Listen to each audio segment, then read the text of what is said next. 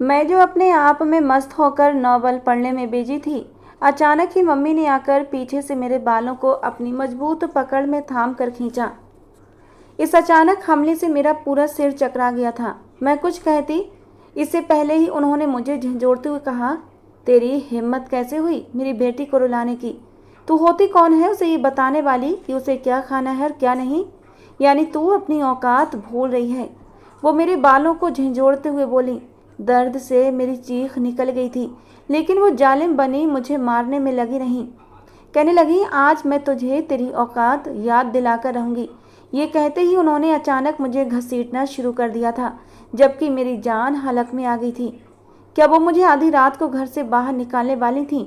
ये ख्याल ही मेरी जान लेने के लिए काफ़ी था। वो मुझे घसीटते हुए मेन गेट तक ले आई, जबकि मैं लगातार उनके सामने हाथ जोड़ते हुए विनती कर रही थी कि मम्मी मेरे साथ ऐसा जुल्म मत करें, मैं आपकी बेटी हूँ। लेकिन उन्होंने मेरी एक भी फरियाद नहीं सुनी और रात के 12 बजे घर का दरवाज़ा खोलकर मुझे बाहर निकाल दिया। डर के मारे मेरी जान निकलने को हो गई थी। लोहे के दरवाजे को मैं लगातार पीटती जा रही थी। मेरी हथेलियां लाल हो चुकी थीं और आंसुओं से मेरा चेहरा भीगा हुआ था। मारपीट तो मेरे लिए रोज का काम था, लेकिन आज घर से उन्होंने पहली बार मुझे बाहर निकाला था, इसीलिए मुझे बेहद तकलीफ हो रही थी। मैं रोते रोते दरवाजे के साथ ही बैठ गई। मेरा दिल डर के मारे धड़कना भूल चुका था। ये ख्याल ही मेरी जान ले रहा था कि रात के 12 बजे मैं अकेली घर के बाहर हूँ। मेरे पापा अपनी ड्यूटी पर गए हुए थे और उन्हें आने में अभी बहुत देर थी। वो सुबह 6 बजे के बाद ही घर वापस आया करते थे और जब तक वो नहीं आ जाते मुझे बाहर ही रहना था और इसीलिए मैं हद से ज़्यादा डरी हुई थी।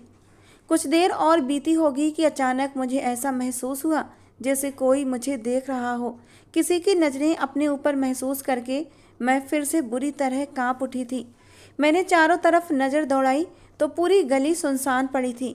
किसी जिंदा इंसान का नामो निशान तक नहीं था। फिर मुझे कौन देख रहा था? मुझे ऐसा एहसास क्यों हो रहा था जैसे कोई मुझे देख रहा है? क्या कोई बुरी आत्मा मुझे देख रही थी? ये ख्याल ही मेरी जान लेने के लिए काफ़ी था। मैं फ़ौरन अपनी जगह से उठी और एक बार फिर ज़ोरदार तरीके से दरवाज़ा पीटने लगी। साथ ही अपनी माँ को भी आवाज़ें देने लगी कि शायद वो दरवाज़ा खोल दें। मेरी इस बार की कोशिश बेकार नहीं गई थी। अचानक ही वो दरवाजे पर आई और मुझे डांटते हुए बोली, क्या तमाशा लगाया है तूने? शर्म आनी चाहिए तुझे। अपने बाप की इज्जत को नीलाम कर रही है। किसी ने देख लिया तो लोग क्या कहेंगे? वो कुछ और कहती इससे पहले ही मैंने उन्हें धक्का दिया और घर में दाखिल हो गई और जल्दी से भागकर कमरे को अंदर से बंद कर लिया। अगर वो मुझे फिर से बाहर निकाल देती तो मैं इस बार डर के मारे मरने की कगार पर आ जाती। मैं कमरे के दरवाजे के साथ ही बैठ गई। उन्होंने 2-3 बार दरवाजे को पीटा, लेकिन मैंने अंदर से दरवाज़ा अच्छी तरह बंद कर लिया था। मैंने तय कर लिया था कि जब तक पापा नहीं आ जाते मैं दरवाज़ा नहीं खोलूँगी। लेकिन मुझे मालूम नहीं था कि आज की रात जो मैं बाहर गई थी तो मैं किसी की नज़रों में चढ़ चुकी थी और अब उसके बाद मेरे साथ क्या होने वाला था मैं इस बात से अनजान थी। मेरी ज़िंदगी किस तरह बदलने वाली थी, मेरे घर वालों के जीवन में क्या तूफ़ान आने वाला था, मैं सबसे अनजान थी। वो रात मेरे लिए बहुत तकलीफ़ भरी थी। अगर दरवाज़ा दोबारा ना खोलती मेरी माँ तो आज मैं वहीं बैठे बैठे रोते रोते मर जाती और कोई भी मुझे देखने के लिए नहीं आता। मेरे लिए ये पल बहुत ही दर्द भरा था। मुझे अपनी सगी माँ की बहुत याद आ रही थी। अगर आज वो जिंदा होती तो मेरे साथ ऐसी बदसलूकी कभी नहीं होती। मैं सिर्फ 2 साल की थी जब मेरी माँ मुझे सौतेली माँ की गोद में अकेला छोड़कर इस दुनिया से हमेशा के लिए चली गई थी। उन्हें एक बहुत ही गंभीर बीमारी हुई थी जिस वजह से वो ज़्यादा दिन जिंदा नहीं रह पाई थी। और सौतन की बेटी के साथ भला कौन अच्छा सलूक करता है? लेकिन आज मैं अपने पापा से ये सवाल करना चाहती थी कि मेरी माँ से ऐसी कौन सी गलती हुई है कि मेरी सौतेली माँ मेरे साथ ऐसा बर्ताव करती हैं। मैंने कई और माँओं को देखा था जो सौतेले बच्चों को पाल रही थीं, मगर जो सलूक मेरे साथ होता था वो कभी उनके साथ नहीं हुआ था। मेरे परिवार में भी कई ऐसे बच्चे थे, मगर उनकी सौतेली माएँ उन्हें प्यार से देखती थीं। मैं अपने कमरे में बैठी काफ़ी देर तक रोती रही। मुझे एक पल के लिए भी सुकून नहीं आया था। उनका मारना पीटना मुझे मंजूर था, लेकिन आज जो उन्होंने मेरे साथ किया था वो मुझे मंजूर नहीं था।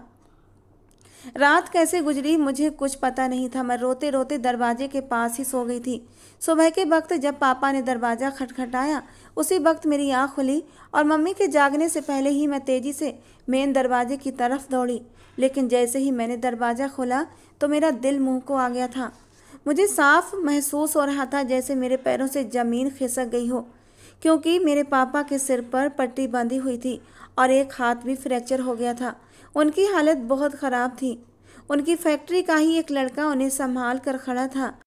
पापा की ये हालत देखकर मैं बहुत ज़्यादा परेशान हो चुकी थी और उस लड़के की तरफ देखते हुए बोली, ये क्या हुआ मेरे पापा को? पापा आप ठीक है ना? मैं उन्हें अंदर लाते हुए बहुत ज़्यादा डर गई थी, जबकि साथ आए उस लड़के ने भी पापा को अंदर लाने में मेरी मदद की। वो लड़का मेरी तरफ देखते हुए बोला, दीदी सुरेश अंकल जैसे ही कारखाने से बाहर निकले वैसे ही गाड़ी इन्हें टक्कर मारकर चली गई। इनकी चीखों पुकार सुनकर हम सब बाहर आए और फौरन ही इन्हें अस्पताल ले गए। पट्टी वगैरह करवाने के बाद बाकी साथी तो अपने घरों के लिए निकल गए, मगर मुझे यहाँ तक साथ आना पड़ा क्योंकि ये अकेले नहीं आ सकते थे और ये इनकी दवाइयाँ हैं, आप इन्हें समय पर दे देना। और साहब ने कहा है कि ये 1 हफ्ते की छुट्टी कर सकते हैं। वो पापा को बरामदे की चारपाई पर बिठाकर मुझे पूरी जानकारी देने लगा, जबकि मेरी आंखों से आंसू बहने लगे। इस घर में मेरे पापा ही तो थे जो मुझे प्यार करते थे, मेरा दुख बांटते थे, मेरी हर ख्वाहिश को पूरा करते। मम्मी को भी कई बार डांट देते थे। अगर उन्हें कुछ हो जाता तो आज मेरे लिए मरने के बराबर था। मैं अपने पापा के कदमों में बैठकर रोने लगी, जबकि मेरे पापा मेरे सिर पर हाथ फेरते हुए बोले, मत रो मेरी लाडो, मैं ठीक हूँ, जा अपनी मम्मी को जगा दे, क्योंकि अब मैं कमरे में जाना चाहता हूँ। थोड़ी देर आराम करूँगा तो तबीयत ठीक हो जाएगी, फिर उठकर दवा वगैरह ले लूँगा। लेकिन मैंने पापा को डांटते हुए कहा, हरगिज नहीं पापा, पता नहीं किस बदकिस्मत ने आपको टक्कर मारी है। मैं अभी आपके लिए चाय नाश्ता तैयार करती हूँ और फिर आप ही दवाइयाँ खाना। मैं आपको इस तरह सोने नहीं दूँगी। भगवान का कहर बरसे उस शैतान पर जिसने मेरे पापा को जख्मी किया। वो कुछ कहते लेकिन मैं फ़ौरन ही किचन में घुस गई और थोड़ी देर बाद ही उनके लिए नाश्ता तैयार करके ले आई और अपने हाथों से अपने पापा को नाश्ता कराने लगी। मेरी आंखों से अब भी आंसू बह रहे थे। मैं तो आज अपने पापा से ये सवाल करना चाहती थी कि मेरी मम्मी मुझसे इतनी नफ़रत क्यों करती हैं, वो मुझे इतना कसूरवार क्यों ठहराती हैं, मगर उनकी हालत देखकर मैं एक शब्द भी अपने मुंह से नहीं निकाल पाई। थोड़ी देर बाद ही मेरी माँ जाग गई थी और चिल्लाते हुए कमरे से बाहर आई, अरे कल मोही अपने कमरे से आजा, तेरा बाप आता होगा, नाश्ता बना ले वरना देर हो जाएगी। जबकि पापा दर्द से भरे लहजे में बोले, अरे मीता मैं आ गया हूँ और इधर बरामदे में बैठा हूँ, मेरी हालत तो देख ले आकर। मेरे पापा की आवाज़ सुनकर वो फ़ौरन भागकर बरामदे में आई थीं, जबकि मैं दवाइयाँ पढ़कर अब पापा को दे रही थी। वो पापा की हालत देखकर एकदम से चीख पड़ी और फ़ौरन ही उनके करीब आकर परेशान होती हुई बोली, अरे क्या हो गया आपको सुदेश जी, ये क्या करवा कर आ गए आप? आपको ज़रा भी होश नहीं होता, बस आँख बंद करके रोड क्रॉस करना होता है। चल हट यहाँ से, मुझे बैठना है। उन्होंने मुझे फ़ौरन झिड़कते हुए पापा के पास बैठ गई थी, जबकि मैं चुपचाप नीचे बैठ गई और पापा की दवाइयाँ देखने लगी। मुझे डांटता देखकर पापा फ़ौरन मेरे हक़ में बोले, चुप हो जाओ मीता, तुम्हें तो बिल्कुल अपने पति का होश नहीं कि मैं अभी तक आया क्यों नहीं। मेरी लाडो ने ही दरवाज़ा खोला, मुझे नाश्ता करवाया और अब दवा दे रही है। वो मुझे गुस्से से देखते हुए बोली, अरे तुम्हें पता है तुम्हारी लाडो ने कल रात को क्या किया? जबकि मैंने बेचैन होकर उनकी तरफ देखा था कि न जाने अब वो कौन सी झूठी कहानी सुनाकर मेरे पापा को मुझसे बदगुमान करने वाली थी। वो कुछ और कहती इससे पहले ही मेरे पापा बोले, बस बस चुप हो जाओ तुम, मुझे सब पता है तुम कितने पानी में हो। सौम्या मुझे जल्दी से दवा दे दो, मैं अब सोना चाहता हूँ। इस औरत की फिजूल बातों को सुनने का मुझ में हौसला नहीं है। पापा की बेजार आवाज़ सुनकर मैंने फ़ौरन ही उनकी तरफ दवा बढ़ाई, जबकि मम्मी और मैं पापा को सहारा देकर कमरे में ले आए थे। मैं वहीं पापा के साथ बैठ गई और थोड़ी देर बाद ही दवाइयों के असर में वो गहरी नींद की वादियों में खो गए थे। वक्त का पहिया घूमता जा रहा था। पापा के एक्सीडेंट को आज पूरा 1 हफ्ता हो गया था और अब उनकी तबीयत पहले से काफ़ी बेहतर थी और आज वो फैक्ट्री जाने का इरादा भी रखते थे, मगर मैंने पापा को सख्ती से मना कर दिया। मम्मी का बस चलता तो वो तो अगले दिन से ही पापा को भेज देती, मगर मेरे मना करने पर पापा ठहर गए थे। मैं पापा के पास बैठी उनसे बातें कर रही थी कि अचानक ही दरवाजे पर दस्तक हुई। मैं दरवाज़ा खोलने के लिए खड़ी होती उससे पहले ही मम्मी अपनी जगह से खड़ी हुई और बोली, बैठी रहो, मैं देखती हूँ। थोड़ी देर बाद ही हमें बाहर से बातों की आवाज़ें आने लगी थीं। न जाने बाहर दरवाजे पर कौन आया था। पापा मुझे देखते हुए बोले, लाडो, तुम्हारी माँ क्या चक्कर चला रही है? मुझे तो कुछ गड़बड़ लग रही है, तुम होशियार रहना जरा इससे। जबकि मैं खामोश थी। पापा अक्सर अम्मा के बारे में ऐसी ही बातें करते रहते थे, मगर मैं कुछ भी नहीं कहती थी। मुझे मालूम था कि मेरी माँ अपने नेचर से मजबूर है, लेकिन मुझे इस बात का पता नहीं था कि वो अपनी नफ़रत में आकर मेरे साथ क्या कहर ढाने वाली हैं। उन लोगों के जाते ही माँ कमरे में आई और पापा की तरफ देखते हुए बोली, मुझे आपसे अकेले में बात करनी है।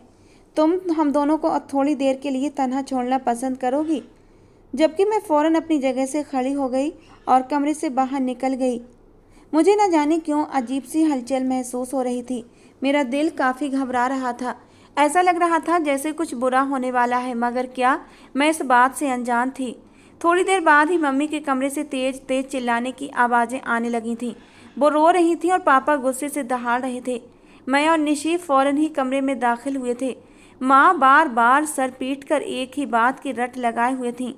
कह रही थी, मतलब मैं क्या उसकी माँ नहीं हूँ? क्या मैंने उसे इतने साल पाला नहीं है? मैं भी उस पर हक रखती हूँ। जबकि पापा सामने से एक ही बात बोले जा रहे थे कि मीता, तुम एक गलत बात कर रही हो। तुम उसकी शादी एक गलत लड़के से करना चाहती हो और तुम्हें लगता है कि मैं तुम्हें इसकी इजाज़त दूंगा।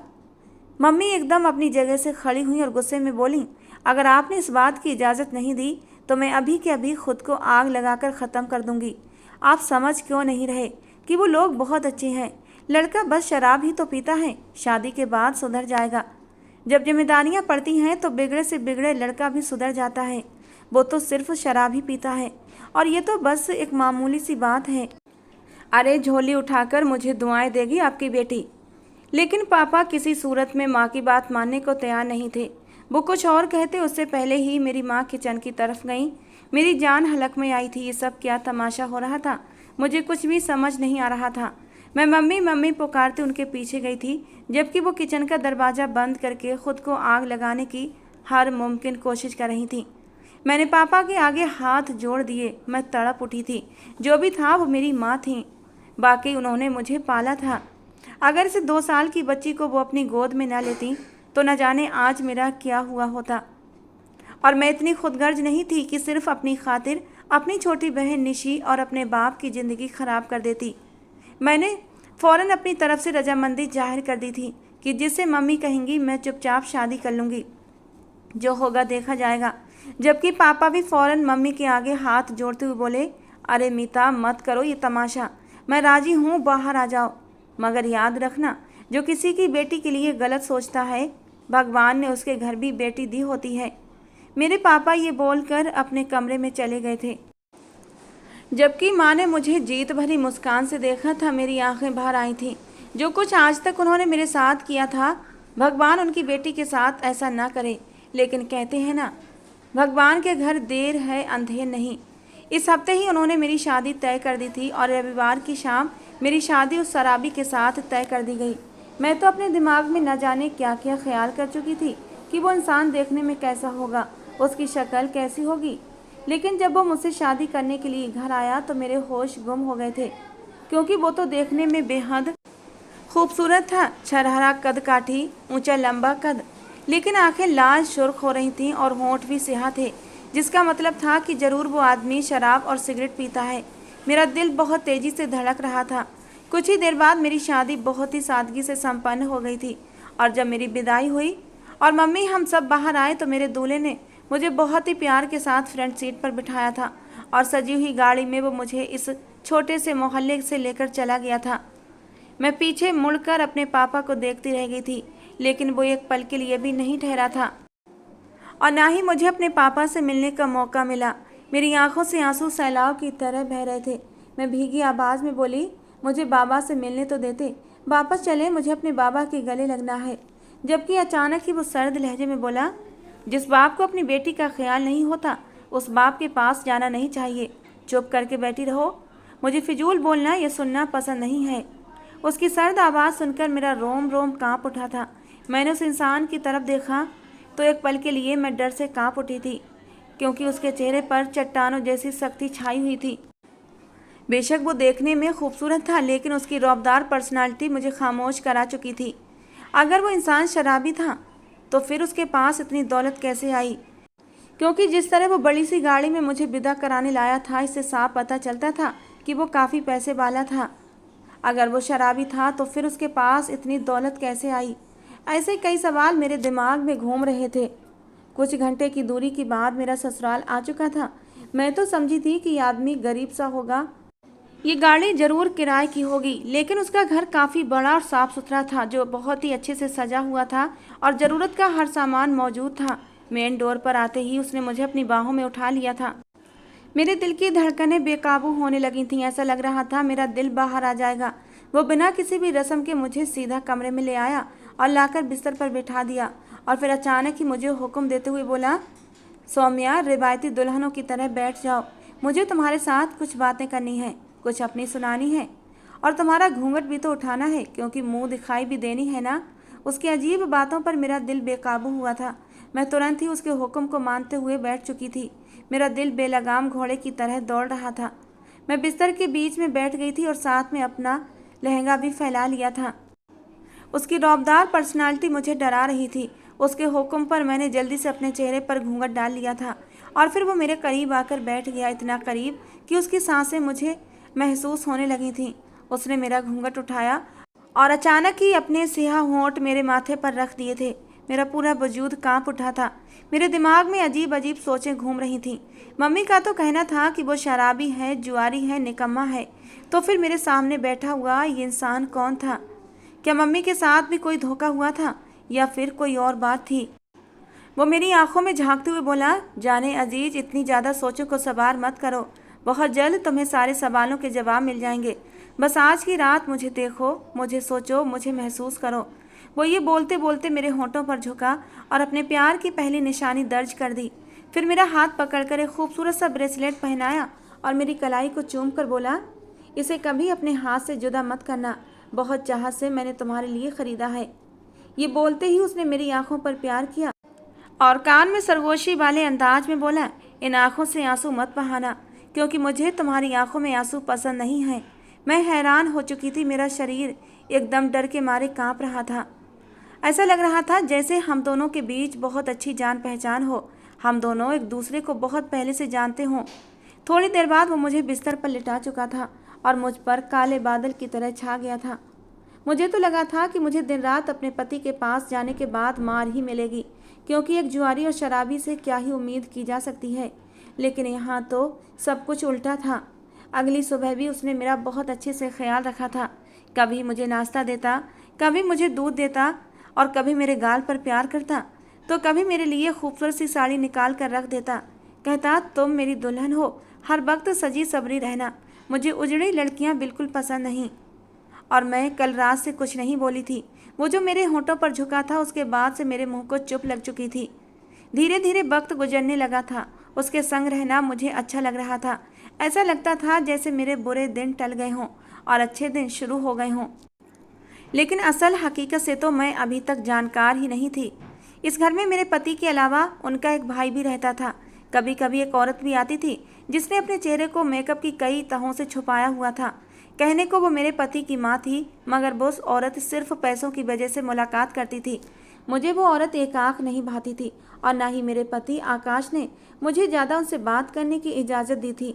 वक्त गुजरता जा रहा था और मुझे मेरे बाप की बहुत याद आने लगी थी।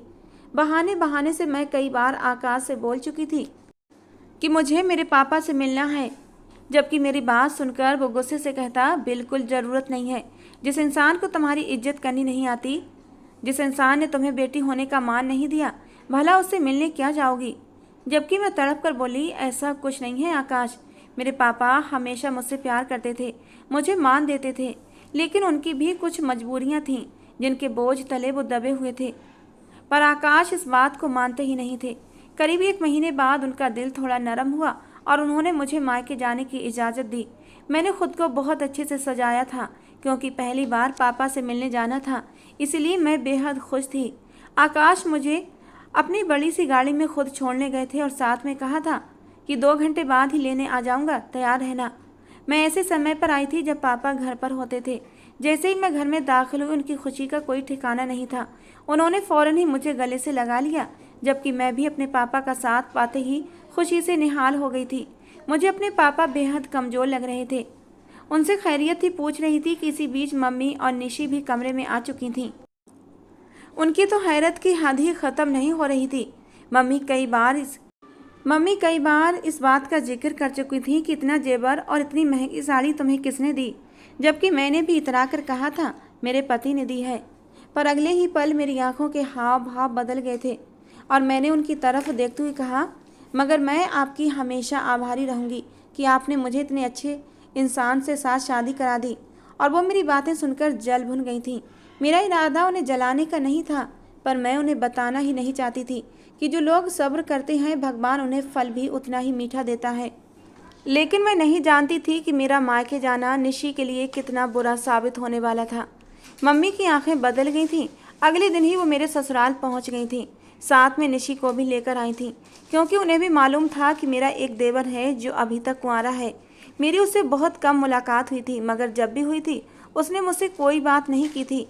कई बार मैंने उससे बात करने की कोशिश भी की थी, मगर वो मुझे देखता ही नहीं था। बात तो दूर की बात थी। जबकि मेरी माँ ने सीधा रिश्ते की बात आकाश से कर डाली और उन्होंने फ़ौरन इनकार कर दिया। पर मुझे मालूम था कि मेरी माँ कितनी शातिर औरत है। उसने एक बहुत ही अच्छी चाल चलकर मेरे देवर को अपने जाल में फांस लिया था। वक्त का पहिया घूमा और वो भी उसे ब्याहकर हमारे घर ले आया था। शादी बहुत ही सादगी के साथ एक मंदिर में हुई थी। मैं निशी की शादी में जाना चाहती थी। आकाश से भी कई बार मैंने कहा था, मगर उन्होंने साफ मना कर दिया कि तुम वहाँ नहीं जाओगी। पर मैंने छोटी मोटी रस्मों का इंतजाम घर पर ही कर लिया था। आखिर को निशी मेरी बहन थी। निशी की माँ मेरे लिए लाख बुरी सही, मगर उसने मुझे कभी कुछ नहीं कहा था। इसलिए मैंने भी उसके स्वागत की सारी तैयारियों का इंतजाम कर लिया था। लेकिन मुझे तो मालूम ही नहीं था कि निशी के साथ अब क्या कुछ होने वाला था। वो जैसे ही दोनों घर में दाखिल हुए कि तभी अचानक मेरे देवर ने उसके बाल अपने हाथों में पकड़ लिए। मेरी तो चीख निकलते निकलते बची थी। वो उसे फर्श पर फेंकते हुए बोला, तुम क्या समझी थी मैं तुम्हें यहाँ लाकर बहुत इज्जत, प्यार और मान दूंगा? मैं तुम्हें बताऊंगा कि ज़बरदस्ती शादी करने का नतीजा क्या होता है। लालच आखिर में आपको ये सिला दे ही देता है। जबकि मैं फ़ौरन उन दोनों के बीच में आने लगी थी, मगर आकाश न जाने कहाँ से आ गए थे और मुझे ज़बरदस्ती कमरे में ले आए। मैं उनको बताना चाहती थी कि उनका भाई मेरी बहन के साथ क्या कर रहा है, मगर वो फ़ौरन ही मेरे लबों पर उंगली रख चुके थे और मेरी आवाज़ वहीं दबा दी और मुझे बाहों में लेकर बिस्तर पर चले आए। जबकि हर थोड़ी देर बाद बाहर से निशी के रोने की आवाज़ें आती थीं और साथ में मेरे देवर की चीखने की आवाज़ें। जबकि थोड़े अरसे बाद मुझे मालूम हुआ और फिर थोड़े समय बाद मुझे मालूम हुआ था कि मेरा देवर ड्रग्स का आदी था और दिमाग से पागल था।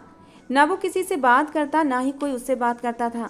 मैं अपनी बहन की हालत देखकर रोने जैसी हो जाती थी, मगर आकाश मुझे कुछ कहने नहीं देते थे।